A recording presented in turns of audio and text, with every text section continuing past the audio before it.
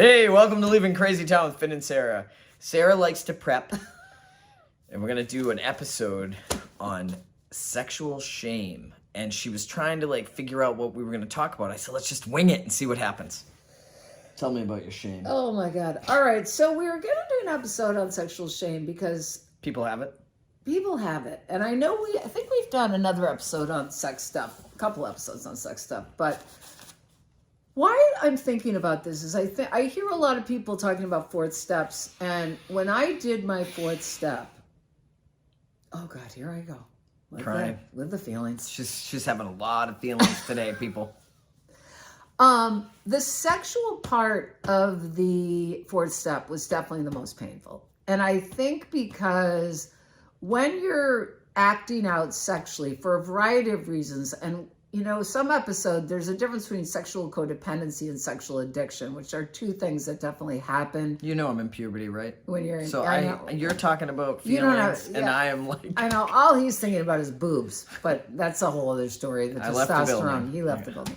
All right. Sorry. So the fourth step and how it can bring up a lot of feelings. And I guess when I'm thinking about sex and codependency is, and this is what we talked about in the last sex episode, was not being able to say when you don't want to have sex and having sex when you don't feel like it, not and being taking able it to personal speak up. when someone says they don't want to, Yes. and then blaming them and making them feel bad. All that stuff.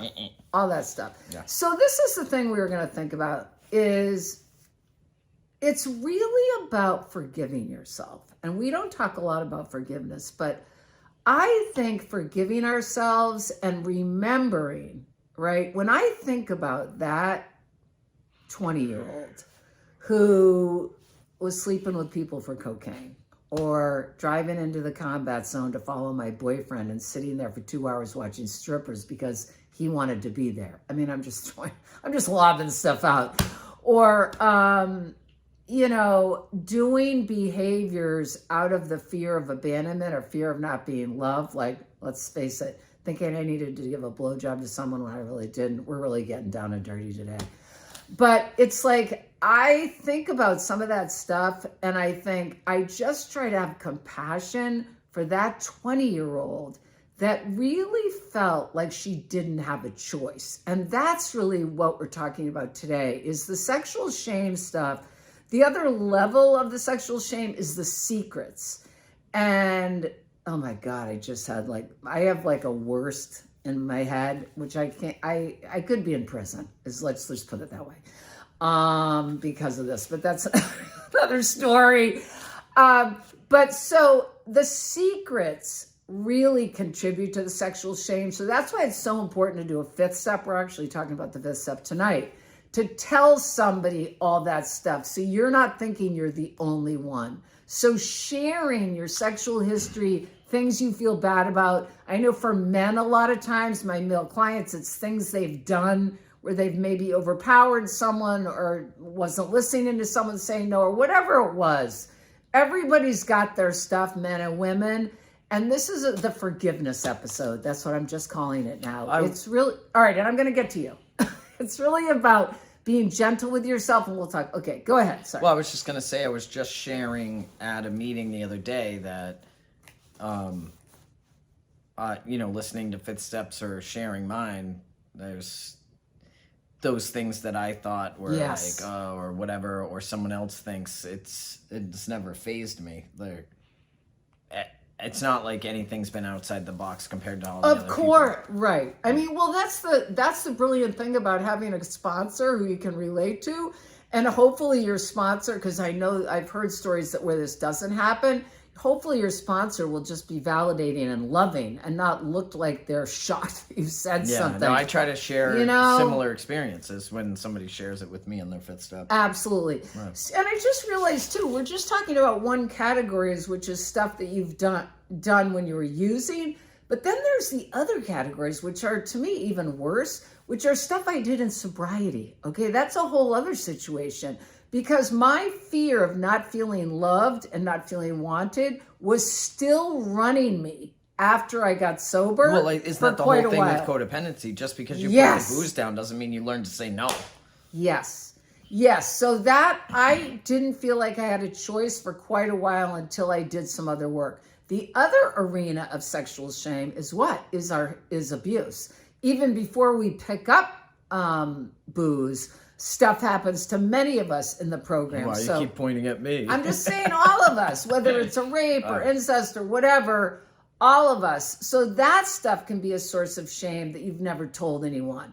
So, and I just want to say, let me just say this and then we'll continue, is if watching this episode is triggering, because that could be happening, right? Even if just watching this episode is triggering, definitely reach out and get some help from someone, because it can be hearing this stuff. We're really just about today being spacious around this stuff, having some compassion for yourself, and really seeing that everything you did was to survive. Yeah, I was going to add the thing about, this could be really triggering. And, this kind of stuff in my, years ago would have been really triggering for me. Yes. It's not today. But the other piece I wanted to mention is Sarah and I have talked about doing a fifth step. We talked about sharing the information and not keeping secrets. Yes. It's really important to discern a scenario in which you're safe to share the secret. Yes. So we're not saying run around and tell people stuff. And, Sarah's sharing things on here